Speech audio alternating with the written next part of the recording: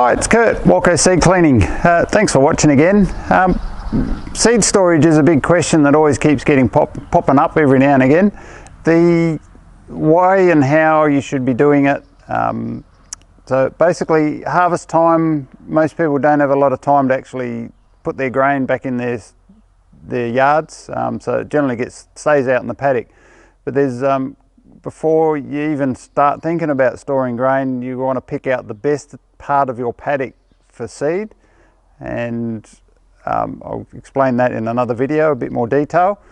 So basically, if you store grain, and as you can see behind me, we've got, say, 2 silos there at the moment, but if you've got a whole row of silos, then what we can actually do is clean from one silo directly into another one, even with the silos all in one line, which saves a lot of headaches, and you guys don't need to worry about trucks, all that sort of thing. So basically, essentially, we need to keep the full one on my left shoulder, that side there, so we can clean into the one on the other side on my right, over my right shoulder.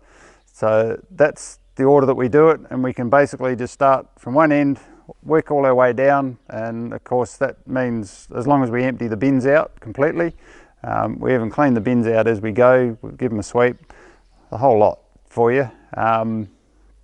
So if you need any more information and want to know a bit more detail or situations that you might get stuck into, or anything at all, feel free, give us a call. Details are on the page. Even throw a question on Twitter, on Twitter. We're on Facebook as well, and by all means, feel free to give us a ring if you like.